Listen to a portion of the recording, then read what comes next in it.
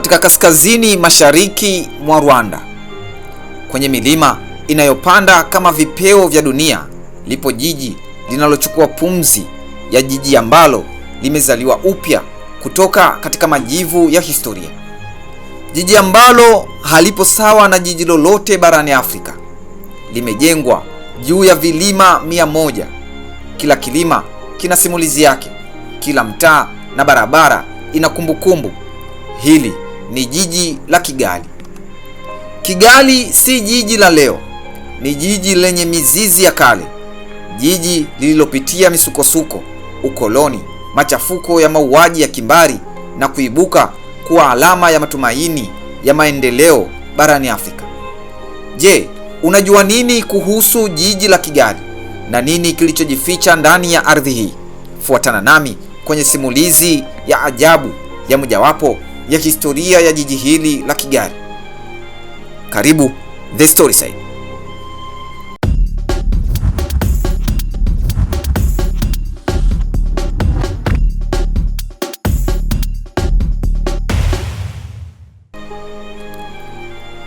Historia ya Kigali haijaandikwa kwenye vitabu pekee. Inasikika katika hewa, inahisiwa kwenye majengo ya kale na kuonekana kwenye barabara zilizo safi na milima yenye majani ya kijani kibichi. Kabla ya kuibuka kwa majengo ya kisasa na barabara zilizo safi, eneo la Kigali lilikuwa eneo la hifadhi ya jamii ya Kirundi, ambapo maisha yalikuwa yanatekelezwa kwa mpangilio wa jamii ya kale, kanuni za kijamii na heshima kwa ardhi. Eneo hili lilijengwa juu ya vilima vilivyopanda kama mabega ya dunia, kando ya mito midogo na mabwawa madogo yaliyokuwa chanzo cha maji kwa jamii zilizopo karibu. Katika enzi za kifalme, Kigali haikuwa kitovu cha makazi pekee, bali mji wa kisiasa na kiuchumi wa kifalme. Jamii zilikuwa chini ya ushawishi wa mwami wa Rwanda, wakikusanyika hapa kwa mikutano ya kifalme.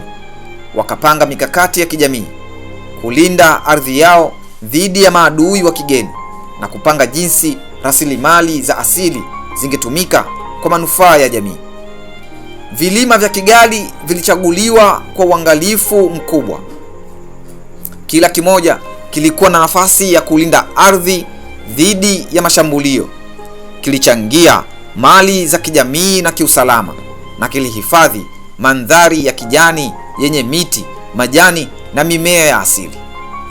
Mnamo karne ya 19, Rwanda ilikumbwa na ukoloni wa Wajerumani na baadaye ikawa chini ya Wabelgiji. Kigali ikawa bado ni kijiji kidogo cha milimani, kilitambuliwa kama kitovu cha usimamizi wa kifalme chini ya ukoloni, sehemu ambapo maamuzi makubwa ya kisiasa na kiuchumi yalitolewa. Wajerumani waliingia na malengo makubwa ya kijeshi na kiutawala. Walijenga ofisi za kikoloni, shule na barabara za mawe, wakichanganya utamaduni wa kifalme wa Kirundi na mfumo wa kisasa wa kikoloni. Shule za kwanza za kijeshi na za kidini ziliundwa, huku jamii ya wakazi wa Kigali ikaanza kupata mwanga wa elimu ya kisasa, ingawa ndani ya mfumo wa kikoloni. Hata hivyo, ukoloni haukuleta amani kamili. Familia za kifalme zilisalia na nguvu, lakini nguvu hizo zilipunguzwa na mfumo wa kisiasa waliopewa na wakoloni. Migongano ya kisiasa ilikuwepo, kwani wakoloni walitumia mbinu za kigeni kudhibiti jamii, huku baadhi ya wafalme wakijaribu kudumisha ushawishi wao wa asili. Kigali ilianza kubadilika polepole kuwa kitovu cha biashara na siasa. Ikakamata nafasi ya kisasa kati ya milimani na kuvutia Wanyarwanda kutoka mikoa mbalimbali. Hii ilikuwa mwanzo wa mabadiliko makubwa, kutoka kijiji kidogo cha milimani kwenda jiji lenye nguvu kisiasa, linaloashiria misingi ya Kigali ya kisasa. Mchango wa wakoloni kwa Kigali si tu ulikuwa wa kiutawala, bali pia wa kimaendeleo. Walijenga miundombinu ya kwanza, wakaboresha barabara za milimani na kuweka msingi wa biashara na ushirikiano wa kijiografia. Hii ilianzisha mzunguko wa mabadiliko ya kijamii na kiuchumi ambao uliwezesha Kigali kuwa jiji lililopata hadhi ya kisiasa na kimaendeleo mapema kuliko maeneo mengine ya Rwanda. Kwa maneno mengine, kipindi cha ukoloni kilichanganya migongano na maendeleo. Kilileta changamoto za kisiasa, lakini pia kilifanya Kigali kuwa kitovu cha siasa, biashara na elimu, na kuweka msingi wa jiji lenye nguvu lililobeba historia ya taifa lote. Mnamo mwaka 1994 Rwanda ilikumbwa na mauaji ya kimbari, tukio lililoacha alama zisizofutika katika historia ya taifa hili. Mamia ya maelfu ya watu walipoteza maisha, na Kigali, moyo wa taifa la Rwanda, iliathirika kwa kiwango kisicho na kifani. Jiji lilikuwa kitovu cha fujo, hofu na maumivu, ambapo kila mtaa uliwakilisha simulizi ya huzuni. Familia moja baada ya nyingine zilipoteza wapendwa wao, majengo yaliporomoka na barabara zilijazwa na ukimya wa huzuni. Waliopona walijaribu kutoroka hali ya giza, lakini hata hivyo, kila kona ya Kigali ilibeba kumbukumbu za machungu yasiyoonekana. Lakini ndani ya giza hili, roho ya Kigali haikufa. Wazee waliokuwa na ushawishi katika jiji walifanya kila juhudi kuhakikisha uhai wa jiji unaendelea. Walikusanya wale waliopona, wakawapa kimbilio wale waliosalia, na kuweka msingi wa kujenga upya jiji lililoharibika. Kila hatua ya urejesho ilichukuliwa kwa utulivu na mpangilio makini.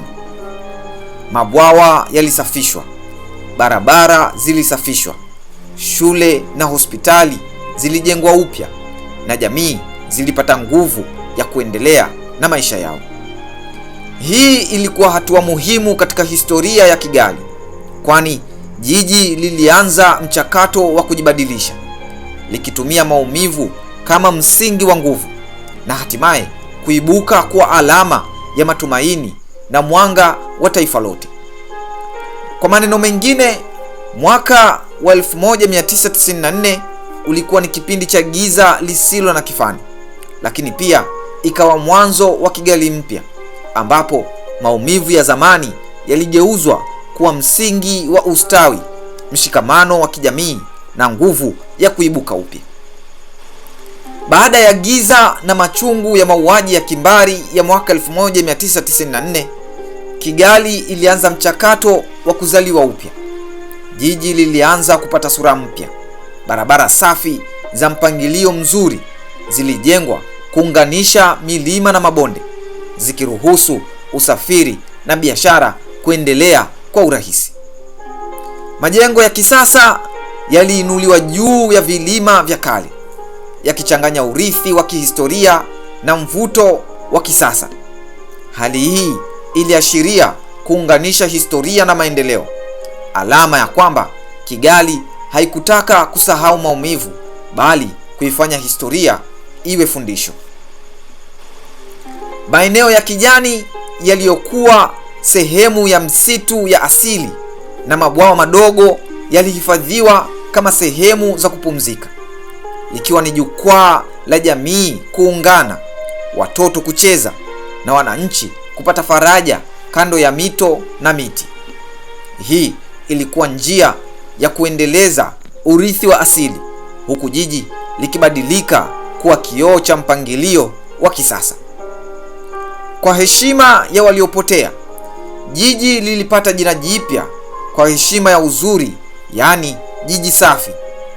Hili si tu jina, bali ahadi ya kuendeleza utaratibu wa usafi, mpangilio na maendeleo ya vizazi vipya. Wazee waliokuwa mashuhuda wa giza la zamani walihakikisha kuwa hadithi za waliopotea na waliopona hazikosi kusimuliwa kwa vizazi vipya. Kila kona ya jiji, kila barabara na kila kilima kilichopandwa na majengo ya kisasa kilichangia kukumbuka roho za waliopotea, kuhakikisha kuwa kila mzizi wa historia bado unaishi pamoja na kila kizazi kipya cha Kigali. Leo Kigali ni mji wa kisasa, mji safi na wenye mpangilio wa kipekee, ukionyesha wazi mabadiliko makubwa yaliyofanywa tangu ya giza la mwaka 1994. Barabara zake zenye mpangilio mzuri, milima iliyopandwa vizuri na maeneo ya kijani yaliyohifadhiwa yanaunda hali ya kipekee ya mji usio na mfano ndani ya Afrika Mashariki. Kigali sasa ni kitovu cha biashara, siasa na utamaduni wa Rwanda.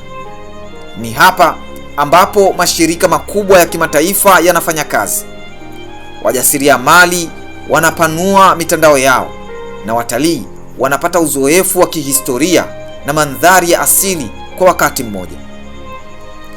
Majengo ya kisasa kama ikulu ya Rwanda, shule za kimataifa na hospitali za kisasa huashiria kuwa Kigali ni kioo cha maendeleo na mageuzi ya taifa. Hata hivyo, jiji halijasahau mizizi yake ya kale.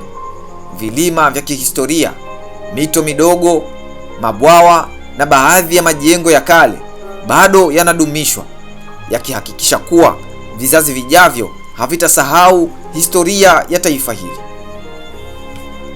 Hii inaonyesha kuchanganya urithi na maendeleo, ambapo kila jengo jipya, kila barabara na kila mradi wa kijamii unaashiria hadithi ya taifa lililopitia maumivu na kuibuka kwa nguvu.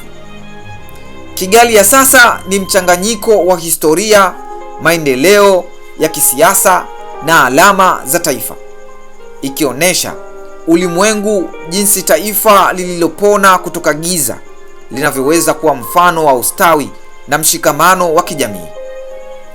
Kigali ni ushahidi wa nguvu ya mwanadamu na uwezo wa kupona baada ya maumivu makali. Jiji hili linafundisha kwamba historia inaweza kuwa giza, lakini kwa bidii, mshikamano na maono, giza hilo linaweza kugeuzwa kuwa mwanga.